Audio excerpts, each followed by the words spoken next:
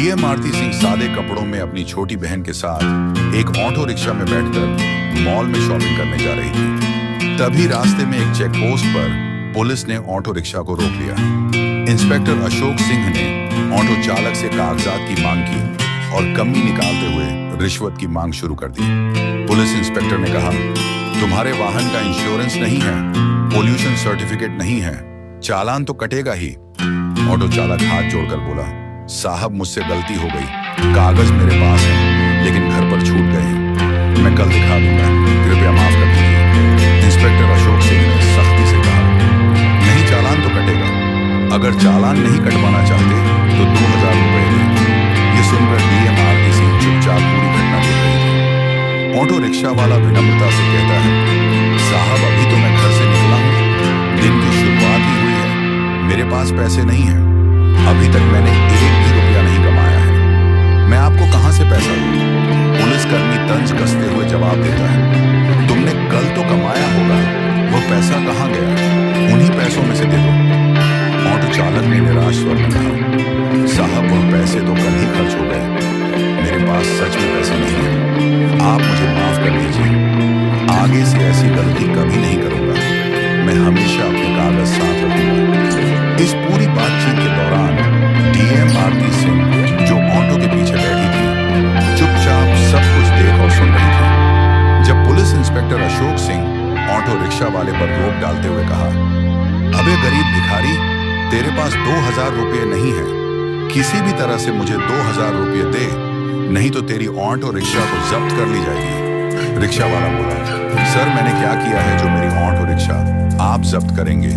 मैंने कोई बड़ा अपराध किया है जो आप मेरा ऑटो रिक्शा को जब्त करेंगे? यह सुनते ही इंस्पेक्टर आग बबूला हो गया और उस ऑटो ड्राइवर को एक थप्पड़ जड़ दिया और बोला, मुझसे जवान लड़ता है, तेरी इतनी औकात है?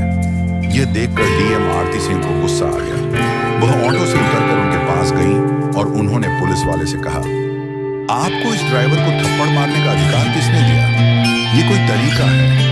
ये भाई रोज मेहनत करके गाड़ी चलाता है, इसी कमाई से इसके घर का चूल्हा जलता है, अगर इससे कोई गलती हुई है तो आप इसे रिश्वत और थप्पड़ मारोगे और इसकी ऑटो को जब्त करोगे? ये कैसा कानून है? ये गरीब आदमी आपका पेट भरने नहीं आया बल्कि अपने घर का पेट पालने निकला है। उस समय डीएम आरती सिंह नीला सलवार सूट और चप्पल पहने हुए थी और साधारण कपड़ों में थी।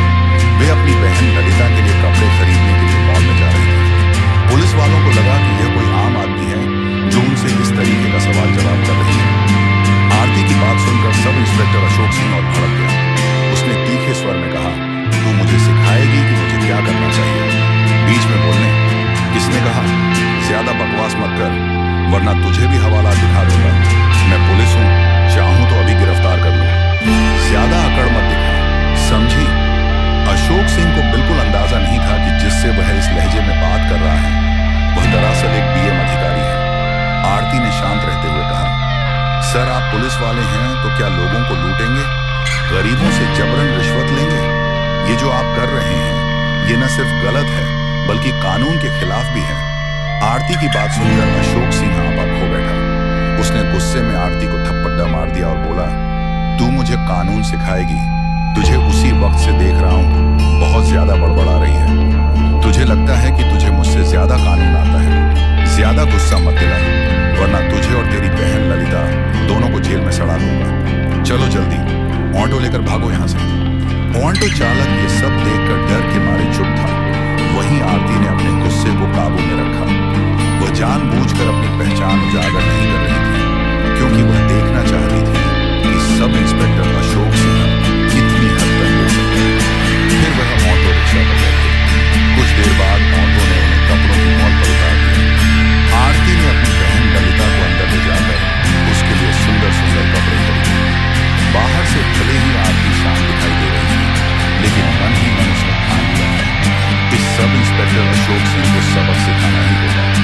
कानून का मजाक उड़ाने वाले ऐसे अफसर थाने में रहने के लायक नहीं। मॉल से लौटने के बाद आरती ने सोच लिया कि क्यों न थाने जाकर यह पता लगाया जाए कि वहां का माहौल कैसा है। आखिर अशोक सिंह वहीं काम करता है और अगर पूरा थाना ही भ्रष्टाचार में डूबा हुआ है तो सिस्टम को अंदर से साफ करना जरूरी है। अगले दिन सुबह आरती ने अपनी असली पहचान छिपाते हुए एक आम लड़की का रूप धारण किया। उसने हरे रंग का सलवार सूट पहना और सीधे थाने पहुंच गई। थाने में प्रवेश करते ही उसकी नजर सामने की कुर्सी पर बैठे इंस्पेक्टर राजेंद्र मिश्रा पर पड़ी। वह आराम से पंखा चलते हुए मोबाइल पर बात कर रहा था। आरती सीधे उसके पास लेकर बोली, सर मुझे एक रिपोर्ट लिखवानी है। आरती कुछ और कहती, इससे पहले ही राजेंद्र मिश्रा ने उसे बीच में टोक दिया। किसकी रिपोर्ट लिखवानी है? तुझे पता नहीं, यहाँ रिपोर्ट लिखवाने की फीस 5,000 रुपये लगती है। पैसे लाई है क्या? अगर पैसे हैं तो बोल, वरना फौरन दफा हो जा। ये सुनकर आरती की आंखें गुस्से से लाल हो गई। वह हैरान थी कि इस थाने में खुलेआम भ्रष्टाचार हो रहा है और जिले की डीएम अधिकारी होने के बावजूद उसे अब तक इसकी भनक तक नहीं लगी। आरती ने गहरी सांस ली और सख्त स्वर में कहा, सर आप हमसे रिश्वत क्यों मांग रहे हैं? रिपोर्ट लिखवाने के लिए कोई शुल्क नहीं लगता। ये जो आप कर रहे हैं ना सिर्फ गलत है, बल्कि कानून के खिलाफ भी है। ये सुनकर राजेंद्र मिश्रा भड़क उठा और बोला, क्या कहा तूने मैं गलत कर रहा हूँ? तुझे मुझसे ज्यादा कानून आता है। क्या ज्यादा बकवास मत कर, वरना अभी तुझे अंदर करवा दूंगा। आरती समझ चुकी थी कि यह इंस्पेक्टर भी उसी रास्ते पर है जिस रास्ते पर अशोक सिंह था। उन्होंने शांत रहते हुए पूछा, आपके थाने का सब इंस्पेक्टर अशोक सिंह कहाँ है? राजेंद्र मिश्रा ने झल्लाकर बोला, क्यों तुझे उससे क्या काम है? मुझसे सवाल मत कर, खुद जाकर बात कर ले। आरती ने फिर कहा, सर आप रिपोर्ट लिखिए, वरना मैं आपके खिलाफ एक्शन लूंगी। आप मुझे नहीं जानते कि मैं कौन हूँ। ये सुनकर राजेंद्र जोर से हंसा और बोला, तू मुझे धमका रही है? तुझे देखकर तो लगता है या तो तू भिखारी है, या कूड़ा कचरा उठाने वाली, या फिर किसी घर में झाड़ू पोछा करने वाली होगी। यहाँ रिपोर्ट नहीं लिखी जाएगी। अब निकल जा, वरना धक्के मारकर बाहर फेंकवा दूंगा। आरती ने खुद को कंट्रोल किया। वह समझ गई थी कि ये सब के सब उसी पानी से नहलाए हुए हैं जिस पानी से इंस्पेक्टर अशोक नहला है, और उन्होंने मन ही मन ठान लिया या इन्हें मजा चखाना ही पड़ेगा। लेकिन पहले मुझे इनकी पूरी करतूतों को देखना चाहिए। फिर वह थाने से बाहर निकलकर थोड़ी देर सोचा, फिर अपना मोबाइल निकाला और अपने अधिकारी आईपीएस और आईएएस को फोन कर दिया कि इस थाने में मैं मौजूद हूँ, आप लोग मेरी गाड़ी लेकर आओ। इतना कहकर वह दोबारा थाने में प्रवेश किया। जैसे ही राजेंद्र ने उसे देखा, वह गरजते हुए बोला, ये लड़की फिर से आ गई। तुझे समझ में नहीं आता, चल तुझे सबक सिखाता हूँ। अब तो लगता है तुझे जेल में डालना ही पड़ेगा। राजेंद्र मिश्रा ने गुस्से से कहा। आरती ने बिना घबराए धीमी मगर स्पष्ट आवाज में जवाब दिया, सर मुझे सिर्फ रिपोर्ट लिखवानी है। आप रिपोर्ट दर्ज कीजिए। अगर आप ही जनता के साथ ऐसा बर्ताव करेंगे तो हम न्याय की उम्मीद किससे करेंगे?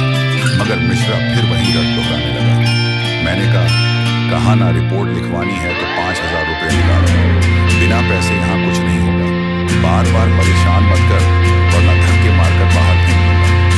आरती मन ही मन सोच रही थी, कितने नीचे गिर चुके हैं ये लोग। इन्हें इतना भी नहीं मालूम कि किसी महिला से कैसे बात की जाती है। वह हल्की मुस्कान के साथ बोली, देखिए सर, आप रिश्वत क्यों मांग रहे हैं? कानून में कहीं नहीं लिखा कि रिपोर्ट दर्ज करने के लिए जनता से पैसे लिए जाएं। आप साफ साफ कानून तोड़ रहे हैं। अगर आपने रिपोर्ट दर्ज नहीं की तो मैं आपके खिलाफ सख्त कार्रवाई करूंगी। आप खुद को बड़ा अधिकारी समझते हैं, लेकिन आपको अंदाजा भी नहीं कि आपके साथ आगे क्या होने वाला है। यह सुनकर मिश्रा बुरी तरह तिलमिला गया। उसने 2 सिपाहियों को इशारा करते हुए आदेश दिया, इस लड़की को बाहर निकालो और सबक सिखाओ। ये ऐसे नहीं जाएगी। दोनों सिपाही आरती की ओर बढ़े ही थे हाथ पकड़ने को कि तभी थाने के दरवाजे से कड़क आवाज गूंजी, रुको। सबकी नजरें दरवाजे की तरफ घूम गईं और वहां खड़े देखकर सभी दंग रह गए। अंदर आ चुके थे आईएएस और आईपीएस अफसरों का दल, जो डीएम आरती को बुलाने आया था। उनके पीछे कुछ और वरिष्ठ पुलिस अधिकारी भी थे। उनमें से एक ने गुस्से में राजेंद्र मिश्रा पर नजर डालते हुए कहा, बेहूदे इंस्पेक्टर, ये क्या कर रहे हो तुम्हारी? अभी इसी वक्त वर्दी उतर जाएगी और जिंदगी भर जेल में सडीड होगे। ये सुनते ही मिश्रा के हाथ पांव कांपने लगे, माथे से पसीना टपकने लगा। हकलाते हुए उसने सफाई देनी चाहिए साहब, ये लड़की। लेकिन इससे पहले कि वो बात ठीक करता, आरती आगे बढ़ा। उसका चेहरा और तेज और क्रोध लग रहा था। वह गूंजती आवाज में बोली,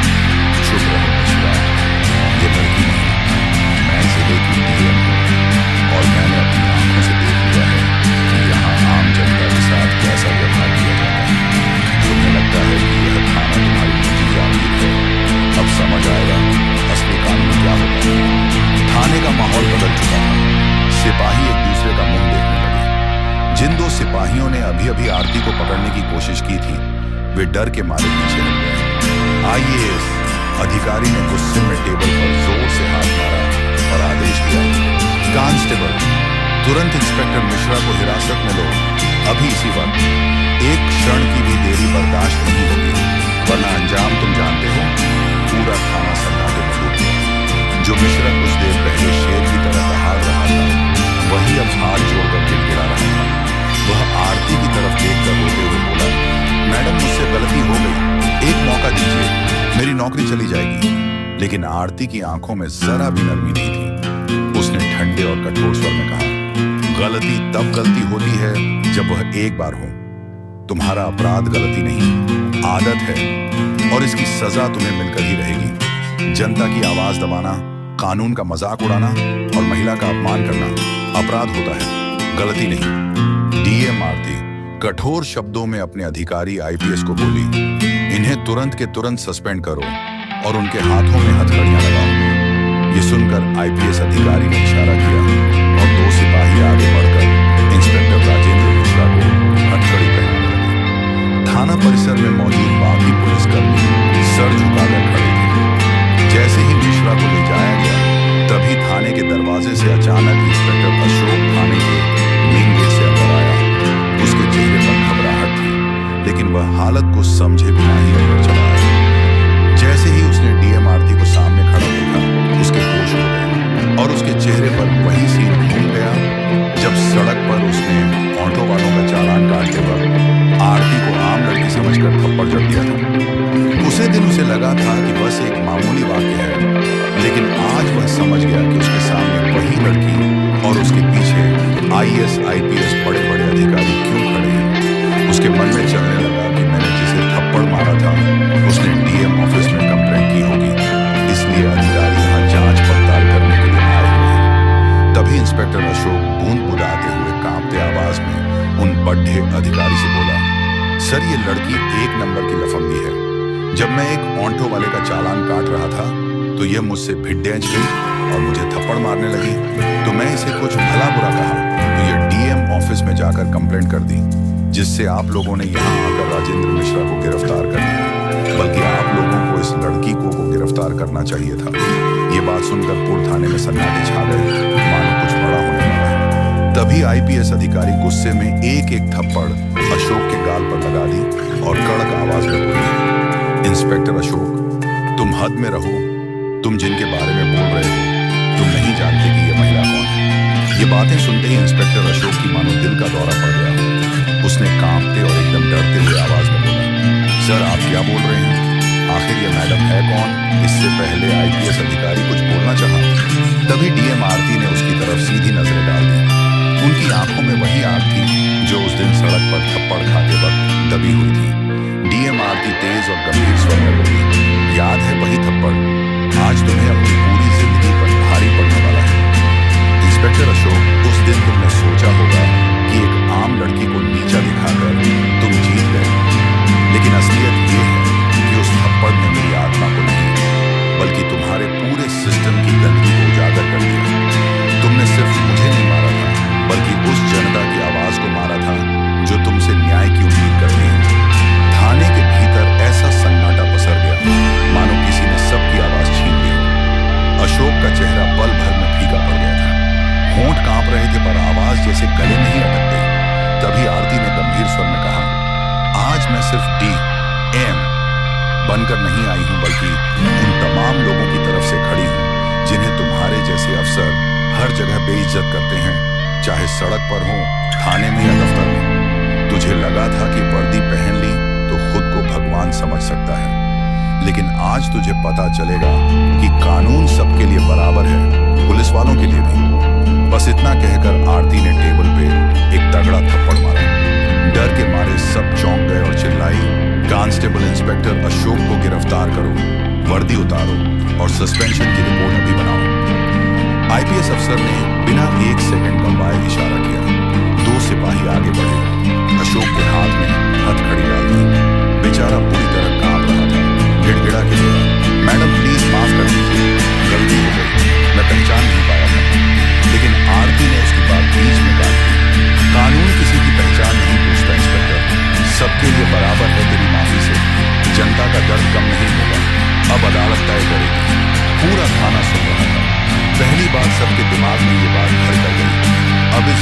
जो भी जनता पर जुल्म करेगा उसकी जगह सिर्फ सलाखों के पीछे है। राजेंद्र मिश्रा और अशोक को हथकड़ी पहनाकर बाहर लाया गया तो बाहर खड़ी भीड़ में हलचल मच गई। लोग एक दूसरे से फुसफुसा रहे थे, यकीन ही नहीं हो रहा था। जिले के दो बड़े अफसर आज कानून में फंसे बैठे हैं। आईपीएस अफसर ने मीडिया को साफ साफ बोल दिया, अब से इस जिले में दादागिरी नहीं कानून चलेगा। चाहे पुलिस वाला हो, नेता हो या आम आदमी, गलती करेगा तो सजा मिलेगी। भीड़ ने ताली बजाई। कुछ लोग मोबाइल से वीडियो बना रहे थे जैसे कोई ऐतिहासिक पल हो। सिपाही दोनों को जीप में बैठाकर सीधा जेल ले गए। जेल के गेट पर गाड़ी रुकी तो खुद जेलर बाहर आ गए। आरती और आईपीएस अफसर ने आदेश दिया, इनको कैदी बना दो, आज से ये अफसर नहीं अपराधी है। फिर दोनों की वर्दी उतरवा दी गई, सफेद कैदी वाली ड्रेस पहना दी। चेहरों पर शर्म, गुस्सा, पछतावा सब एक साथ दिख रहा था। लोहे की सलाखों के पीछे धकेला गया तो राजेंद्र मिश्रा रोने लगे। अशोक बड़बड़ाया, अगर उस दिन थप्पड़ न मारा होता तो शायद आज ये दिन नहीं देखना पड़ता।